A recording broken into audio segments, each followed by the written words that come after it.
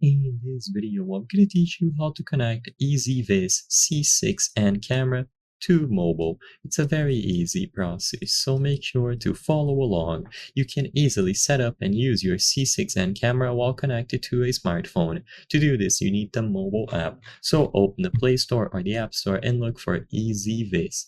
You need to download the latest version of their mobile app to set up your C6N camera.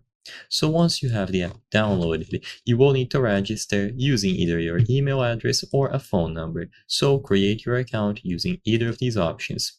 With the account created, on the home page you will find the option to add a new device. So either tap the plus sign at the top right corner of the screen or select Add Device here in the middle.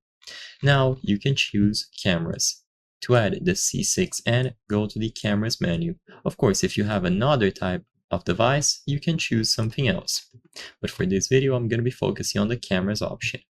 You will have to scan a QR code to automatically set it up. So locate the QR code. It is going to be in the device body, check underneath if needed, or even in the quick start guide.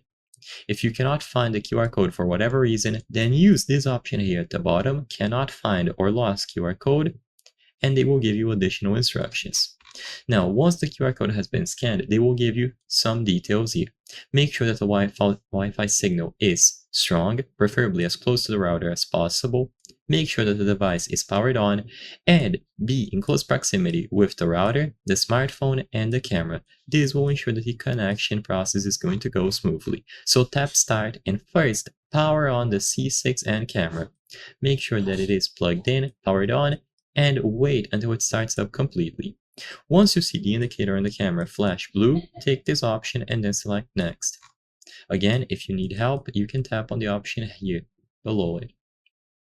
Once you proceed, set up the Wi-Fi network. So choose the network name by using the Select option at the right, and then the password. With these details input for a 2.4G network, as you can see here, you will be able to tap Next and finish establishing this connection.